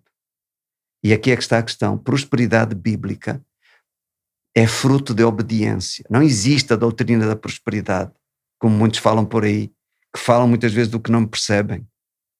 Existe a doutrina da obediência. Deuteronômio 28 diz, se obedeceres à minha voz, o Senhor te exaltará sobre todas as nações da terra. Versículo 2 diz, e todas estas bênçãos virão sobre ti e te alcançarão, se obedeceres à voz do Senhor teu Deus. E vai dizer no versículo 11, e o Senhor te dará abundância de bens. Então, tudo se resume a obedecer a Deus. Agora, o propósito bíblico de prosperidade não é você ter 10 casas, ter um avião a jato, ter uma conta nos Estados Unidos, uma casa no Algarve e outra em Miami. É você poder enriquecer a outros, ou seja, ser um canal de bênção na vida de outras pessoas que muitas vezes estão a passar por necessidades e você nem sabia. Eu quero ser próspero. Muito próspero quero. Sabe porquê? Porque eu posso ajudar muitas pessoas. Se eu for próspero, eu tenho um sonho. É um dos projetos nossos, ter carrinhas de cozinha para ir pelos bairros pobres e distribuir sopa gratuitamente às pessoas. E quando eu vou comprar a carrinha, a transformação são 17 mil euros, mais 20 ou 30 mil euros pela carrinha em si. Eu não posso dizer a Salvador Caetano, por exemplo, para a publicidade. Eu dou-lhe 3 aleluias pela carrinha e um amém e vou orar por si durante uma semana. Ele não quer saber disso para nada. Ele quer ali, ó. Ou me dá os 30 mil euros ou não há carrinha. E o dinheiro tem que vir de algum lado. Agora essa é a questão. Eu quero prosperar para quê? O que é que me move? Jesus foi próspero. Jesus não era pobre, como algumas pessoas dizem. Não, mas a Bíblia diz sendo rico se fez... Espera aí. Uma coisa é o que eu sou, outra coisa é o que eu me faço ser. Sendo rico, se fez pobre. Porquê se fez pobre? Porque se fez um semelhante a nós, sujeito ao frio, à fome, ao calor, ao espaço. A túnica de Jesus era o melhor que se vestia na época. Só os sacerdotes ou gente abastada tinham uma túnica do género. Não tinha costura. Era uma peça só. Razão que levou os soldados a lançar sortes. Eles não sabiam da profecia. Sobre a minha túnica lançaram as sortes. 1000 anos antes, dito pelo rei David. Eles só lançaram sortes porque rasgaram as outras vestes. Mas a túnica, não, é um desperdício. A túnica era moeda de troca na altura também. Então, Jesus vivia no sobrenatural. Financeiro, nunca teve necessidade de nada. Mas mulheres nobres financiavam o ministério de Jesus com os seus bens. Há exageros, não me revejo neles. Honestamente. Não vejo que esteja correto. Mas vejo uma prosperidade equilibrada e bíblica como fruto da obediência a Deus. E sempre somos testados. Sempre. A questão de dar o carro foi um teste para mim. Houve uma altura na igreja que nós estávamos uma fase muito complicada. Tínhamos que pôr a fé e orar, mesmo acreditar que íamos ter dinheiro para pagar a renda das instalações. E nessa altura havia um casal do norte que vinha à igreja de 15 em 15 dias e depois eu aconselhei-os a frequentar uma igreja perto da casa deles, mas eles continuavam a enviar o dízimo para a nossa igreja. E quando eu fui rever as contas, tinha 2 meses que eles mandavam o dízimo para nós, mas assistiam na outra igreja lá em cima. Aí eu liguei para eles e disse, não está certo o que vocês estão a fazer. O dízimo é para dar no lugar onde você se alimenta. Porque a Bíblia diz que devemos partilhar as coisas materiais com aqueles que connosco partilham as espirituais. Então, por favor, não volte a mandar o dízimo para nós. Dê na sua igreja local. E liguei para o pastor da igreja local, pedi o NIB da conta dele e fiz a transferência dos 2 dízimos. Disse, pastor, estes dízimos não são nossos. Não é bênção, como alguns poderiam pensar. Isto vai trabalhar contra nós, não nos pertence. Não é honesto que eu fique com este dinheiro. E eu sei que para nós, para mim especialmente como líder da igreja, foi uma prova. Sempre somos provados. E quando aprovamos, Deus nos abençoa. Graças a Deus hoje não temos necessidade nenhuma. E como disse, pela graça de Deus, já podemos ofertar 5 carros. Um deles foi-me dado a mim. Um casal, eu queria um carro mais pequeno para a minha esposa, e um casal ofereceu-nos um carro seminovo. Eles não sabiam de mais nada. Mas quando recebemos o carro, olhamos um para o outro e imediatamente soubemos que o carro não era para nós. Havia um casal na igreja que ela tinha tido um acidente e tinha ficado sem o carro. Andavam a pé, mas com a mesma alegria de sempre.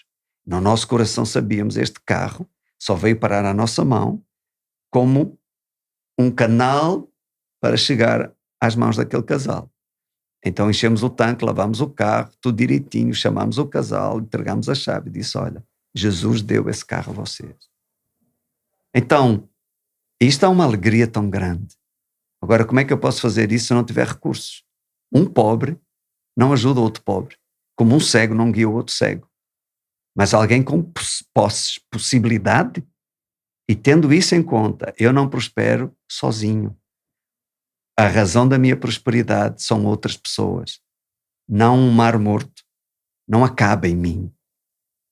Quando fazemos isso, a prosperidade é maior. Amém. Mas só para fechar mesmo, temos que fechar. Tenho só uma última questão só para fechar mesmo. Porque o pastor fala muito que Deus fala consigo através de sonho. Sim. Como discernir os sonhos de Deus daqueles que não são de Deus? Muito simples. Nós temos que julgar tudo pela palavra de Deus. Seja um sonho, seja uma profecia, seja um comportamento dentro da igreja como, pseudo-espiritual. Tudo tem que ser julgado pela palavra de Deus. O Espírito Santo não atrapalha o Espírito Santo. O Espírito Santo é o autor da palavra. Se uma profecia não está em linha com a palavra, está fora. Uma vez num grupo familiar, alguém com vontade de operar nos dons espirituais e de se parecer mais espiritual, tinha sempre uma profecia. Eu chamo profecias a metro. Aí a pessoa dirige-se a alguém e diz assim, meu filho, eis que eu te digo, conforme eu disse a Moisés, todo lugar onde a planta do teu pé pisar eu te tenho dado. E fez uma pausa de 3 segundos por aí. Eis que me enganei. Não foi ao meu servo Moisés que eu disse isso, foi ao meu servo Josué. Eis que me enganei. Então, ao julgar isso pela palavra, dá para perceber, não é o Espírito Santo que está a inspirar aquela pessoa, é ela mesma, viu isto em algum lado e então quer se aventurar aí. Os sonhos é a mesma coisa, tem que ser julgado pela palavra. Eu já tive muitos sonhos que foi fruto de eu ter comido feijão. Ou um bacalhau com um grande bico. Não é? Comi, foi pesado, fui para a cama e sonhei com malabarismos, com coisas nada a ver. Então, mas quando Deus nos fala por sonhos, a gente sabe. Porque olhamos para a palavra e está em linha com a palavra. O sonho é uma figura. Então imagine, se Deus vai dar um sonho assim, para lhe dar uma mensagem, se Ele me der o mesmo sonho a mim, eu não vou entender nada. Mas Ele vai usar figuras do seu cotidiano para lhe entregar uma mensagem. E você sabe exatamente o que quer dizer e sabe que aquilo não veio da sua cabeça, porque traz uma mensagem. Isso aconteceu com José, do Egito. Faraó teve o sonho das 7 vacas gordas, magras, espigas fortes e espigas ressequidas. José dá a interpretação do sonho. Aconteceu com Jacó, que ele vê a escada, os anjos, etc. Aconteceu com José, o pai adotivo de Jesus, por sonhos. Com os reis do Oriente foram avisados em sonhos. Então, não é que Deus fala só por sonhos. E a gente não deve andar atrás de sonhos. Senão corremos o risco de ser enganados. A gente quer obedecer a Deus. E Deus vai ver a melhor forma de lhe passar a mensagem. Por exemplo, em Angola uma vez eu via que era Kwanzas, ainda é Kwanzas, mas era assim, naquela altura você ia ao mercado, levava um saco com dinheiro para comprar as compras da semana.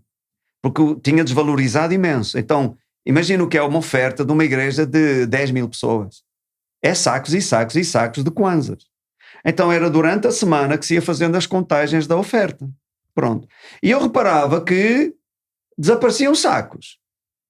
Caramba, como é que isso é? O que é que está aqui a passar? E eu fui orar. Senhor, tu me constituíste cabeça deste ministério. Eu noto que há sacos de ofertas a desaparecerem. Eu sou responsável por isso. Eu não vou desmascarar ninguém, não vou acusar ninguém. Mas, por favor, mostra-me o que está a acontecer para tomar medidas para impedir isso. Nessa noite eu tenho um sonho. 3 tubarões jovens. Eu estava com os pés assim na água do mar e 3 tubarões jovens vêm para o pé de mim. E o mais pequenino mordia-me o pé. Quando ele morde o pé, eu acordo.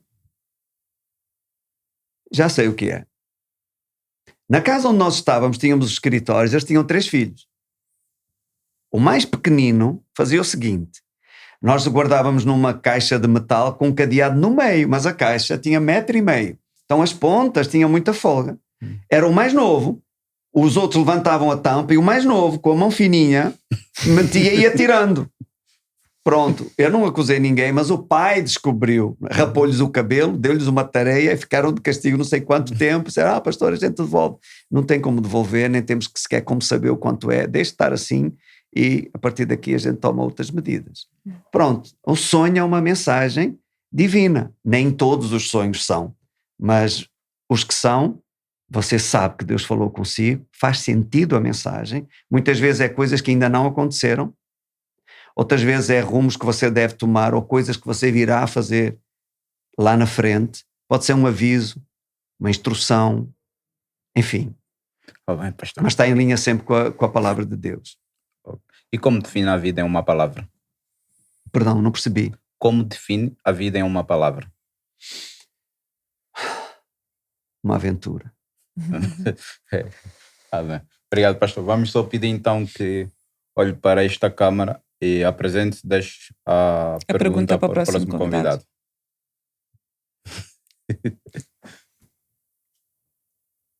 Deixe-me pensar numa pergunta que faça sentido